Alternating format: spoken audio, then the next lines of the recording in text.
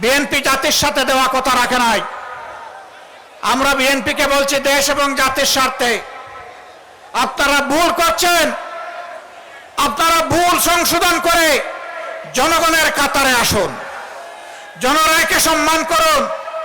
জনরায়কে সম্মান না করার পরিণতি কি হতে পারে দফায় দফায় দেখার পরেও যদি শিক্ষা না হয়, জীবনেও আপনাদের শিক্ষা হবে না। চুরি ডাকাতি ইঞ্জিনিয়ারিং করে ভোট কেড়ে নেওয়া হয়েছে, নেওয়া হোক। আমরা সংসদে যা আছি তাই নিয়ে আমরা সিংহের মতো লড়াই করে যাব ইনশাআল্লাহ। যদি ফয়সালা সংসদে না হয় তাহলে যেখানে কথা বলতে মাননীয় স্পিকার বলতে হয় না, যেখানে কথা বলতে স্পিকারের অনুমোদন লাগে না, সেই খুলনার মাঠ, বরিশালের মাঠ, চট্টগ্রামের মাঠ, কুমিল্লার মাঠ, সিলেটের মাঠ, ময়মনসিংহের মাঠ, রংপুরের মাঠ, রাজশাহীর মাঠ, বগুড়ার মাঠ, সব জায়গা থেকে আগ্নেয়গিরি তৈরি হবে। আইন শৃঙ্খলার অবনতি, সীমান্তে বাংলাদেশকে সুরসুরি। আমি আপনাদের সকলকে গভীর কৃতজ্ঞতা জানাই, ধন্যবাদ জানাই, মোবারকবাদ জানাই। 11 দলের ডাকে আহত এই সমাবেশে হাজির হয়ে আপনারা আমাদের কাছ থেকে জানতে চান আপনাদের আকাঙ্ক্ষার বাংলাদেশ গড়ে তোলার জন্য আমাদের আগামী দিনের ইশতেহার কি, আমাদের পরিকল্পনা কি, আমাদের বক্তব্য কি, তা জানার জন্য আজকে আপনারা এখানে হাজির হয়েছেন। ইতিমধ্যে নেতৃবৃন্দ সবিস্তারে বক্তব্য রেখেছেন, নতুন করে আমার বলার কিছুই নেই। তারপরেও যখন দাঁড়িয়েছি দুই একটি কথা বলে ইনশাআল্লাহ বিদায় নেব। প্রিয় খুলনাবাসী, আমরা একটা স্বাধীন দেশের নাগরিক। আমরা দুইবার স্বাধীনতার স্বাদ গ্রহণ করার সুযোগ পেয়েছিলাম। 47 সালে অখণ্ড ভারত থেকে স্বাধীন হয়ে তৎকালীন পাকিস্তানের একটি প্রদেশ হিসাবে, পূর্ব পাকিস্তান হিসাবে, পাকিস্তানি শাসকেরা জাতির সাথে দেওয়া ওয়াদা রক্ষা করেননি, যার কারণে একটি যুদ্ধ অনিবার্য হয়ে উঠেছিল। রক্তক্ষয়ী মুক্তিযুদ্ধের মধ্য দিয়ে হাজার জীবনের বিনিময়ে বাংলাদেশ আবার দ্বিতীয়বার স্বাধীন হলো। এবার জনগণ আশা করেছিল এদেশের মানুষই তো আমাদেরকে শাসন করবে। আমরা আশা করি এ মানুষগুলো আমাদের উপর অবিচার চাপিয়ে দিবে না, বৈষম্য করবে না, রাষ্ট্রের সম্পদ চুরি ডাকাতি লুণ্ঠন করবে না, দেশে হত্যার রাজনীতি চালু করবে না, আমাদের গণতান্ত্রিক অধিকার হরণ করবে না। কিন্তু দুর্ভাগ্য, মানুষকে এই ওয়াদা দিয়েই তারা ক্ষমতায় এসেছিলেন, তারা তার সবগুলো লঙ্ঘন করেছিলেন। জনগণের বিরুদ্ধে তারা অবস্থান নিয়েছিলেন, জনগণের রায়ের কোনো তোয়াক্কা তারা তখন করেননি। বহুদলীয় গণতন্ত্র হত্যা করে একদলীয় বাকশাল কায়েম করেছিলেন। মানুষকে শায়েস্তা করার জন্য গায়ের জুড়ে সন্ত্রাস এবং ফ্যাসিবাদী শাসন চালানোর জন্য খুনি রক্ষী বাহিনী তৈরি করেছিলেন। তারা ধারণা করেছিলেন এইগুলা করে জনগণের রোষ থেকে তারা রক্ষা পাবেন। না, শেষ পর্যন্ত রক্ষা হয়নি, তাদেরকে অপমানজনকভাবে বিদায় নিতে হয়েছিল। এরপরে বাংলাদেশ বারবার চেষ্টা করেছে জনগণের অভিপ্রায়ে দেশটা চলে কিনা। কখনো হালকা একটু আলো দেখেছে, আবার অন্ধকারে হারিয়ে গিয়েছে। জনগণের প্রত্যাশা পূরণ হয়নি। 24 সালে আমাদের তরুণ ছাত্র যুব সমাজ তাদের ন্যায্য একটি অধিকারের দাবিতে আন্দোলন গড়ে তুলেছিল। 15.5 বছরের ফ্যাসিবাদী কায়দায় ছাত্র যুব সমাজের আন্দোলনকেও দমানোর চেষ্টা করা হলো। রাষ্ট্রের সকল বাহিনীকে লেলিয়ে দেওয়া হলো, নির্বিচারে মানুষ খুন করা হলো, পঙ্গু করা হলো। কিন্তু শেষ পর্যন্ত জনস্রোতের মুখে যারা একসময় দম্ভ করে বলতেন হাসিনা পালায় না, হাসিনা পালাতে জানে না, আপনি পালিয়েছেন, আপনি অপমানজনকভাবে পালিয়েছেন। এমনকি বড় আশা করেছিলেন দুপুরের ভাত খাবেন, আল্লাহ সেইটা এই রিজেক আপনার জন্য রাখেননি, সেই রিজেক আপনি মুখে তুলতে পারেননি। রান্না ভাত ফেলে দিয়ে আপনাকে বাংলাদেশ থেকে চলে যেতে হয়েছিল। কোথায় গিয়েছেন? 15.5 বছর যাদের সেবা দাসী হিসেবে আপনি কাজ করেছিলেন, তাদের কুলে গিয়ে আপনি আশ্রয় নিয়েছেন। আপনার কোনো অনুশোচনা নেই। আপনি মানুষ খুন করলেন, আয়না করে মানুষদেরকে মানবতার জীবনযাপন করতে বাধ্য করলেন, অসংখ্য মানুষকে পঙ্গু করলেন, রাষ্ট্রের সকল প্রতিষ্ঠান ধ্বংস করলেন, ব্যাংক বিমা শেয়ার মার্কেট লুণ্ঠন করলেন, অর্থ বিদেশে পাচার করলেন। আপনি বেহায়া, আপনি নির্লজ্জ, আপনার কোনো অনুশোচনা নেই। উল্টা আপনি ওপার থেকে সুরসুরি দেন, এই আপা এসে গেল, এত সুরসুরির দরকার কি? একবার এসে গিয়ে দেখেন আশাটা কাকে বলে। যেই যুব সমাজ এর হাতে হাত ধরে বাংলাদেশের জনগণ, শিশু থেকে বৃদ্ধ,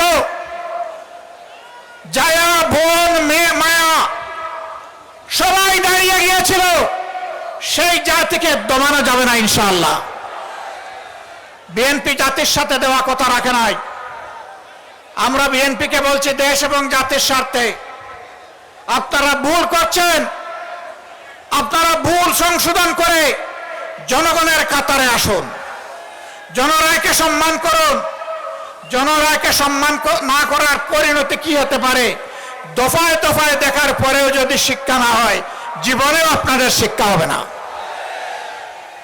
খুলনাবাসী, আমরা আপনাদেরকে কথা দিতে এসেছি। আপনারা যে রায় দিয়েছেন, আমরা সেই রায়টাই আপনাদের কাছে চেয়েছিলাম, আর আমরা বলেছিলাম এই রায় বাস্তবায়ন করা হবে। সংসদে গিয়ে আমাদের দায়িত্ব। চুরি ডাকাতি ইঞ্জিনিয়ারিং করে ভোট কেড়ে নেওয়া হয়েছে, নেওয়া হোক। আমরা সংসদে যা আছি তাই নিয়ে আমরা সিংহের মতো লড়াই করে যাব ইনশাআল্লাহ। আমরা জানি সহজে কানে পানি ঢুকবে না, তখন সিরিঞ্জ দিয়ে যদি ঢুকাইতে হয় সে পানি আমরা ঢুকাবো। যদি ফয়সালা সংসদে না হয়, তাহলে যেখানে কথা বলতে মাননীয় স্পিকার বলতে হয় না, যেখানে কথা বলতে স্পিকারের অনুমোদন লাগে না, সেই খুলনার মাঠ, বরিশালের মাঠ, চট্টগ্রামের মাঠ, কুমিল্লার মাঠ, সিলেটের মাঠ, ময়মনসিংহের মাঠ, রংপুরের মাঠ, রাজশাহীর মাঠ, বগুড়ার মাঠ, সব জায়গা থেকে আগ্নেয়গিরি তৈরি হবে।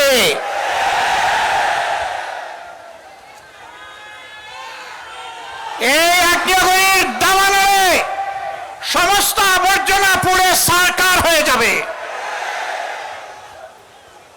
আমরা চাই না দেশে কোনো বিশৃঙ্খলা সৃষ্টি হোক। এ দেশকে আমরা ভালোবাসি।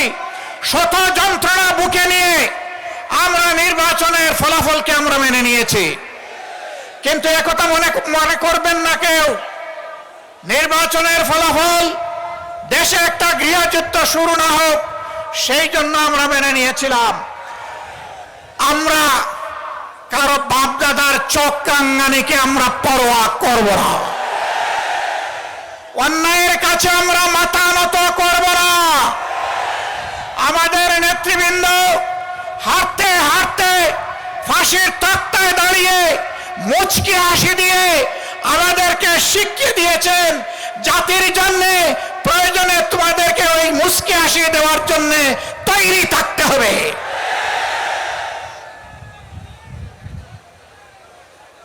খানজাহান আলী শাহ মখদুম, শাহজালালের এই বাংলাদেশে জনগণ সেই মুচকি হাসি দেওয়ার জন্য প্রস্তুত।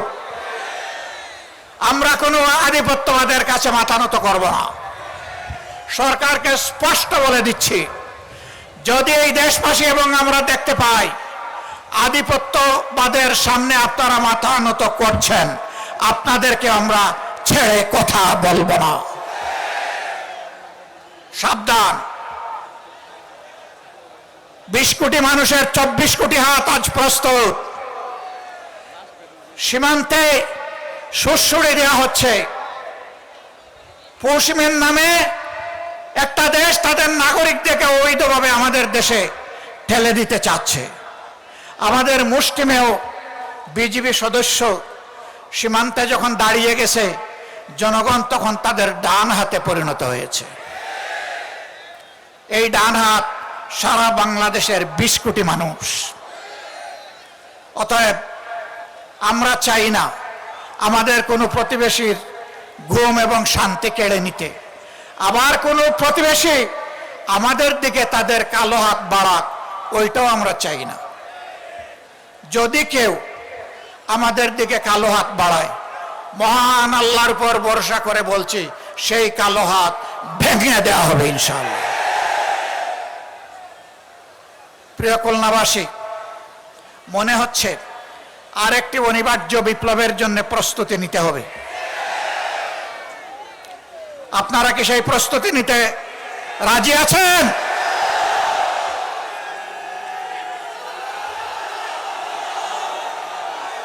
সম্মানিত বন্ধুগণ, এই বিপ্লব কোনো দলকে ক্ষমতায় বসানোর জন্য নয়, কোনো গোষ্ঠী এবং পরিবারকে তুষামোদ করার জন্য নয়, কোনো আধিপত্যবাদের কাছে মাথা নত করার জন্য নয়, বরঞ্চ দুনিয়ার বুকে স্বাধীন সার্বভৌম রাষ্ট্র হিসাবে সম্মান, ইজ্জত, শক্তি, সাহস নিয়ে মাথা তুলে দাঁড়ানোর জন্য হবে আগামীর বিপ্লব ইনশাআল্লাহু তাআলা লাজিম।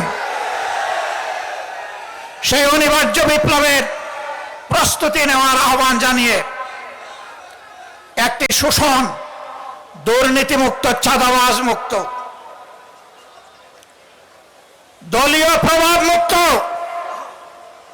একটি মানবিক বাংলাদেশ গড়ার জন্য আমি যুব সমাজের প্রতি আরেকবার প্রাণ খুলে আহ্বান জানাচ্ছি।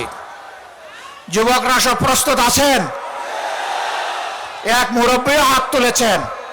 আমার ধারণা ওনার বয়স হবে 75 বছরের কাছাকাছি।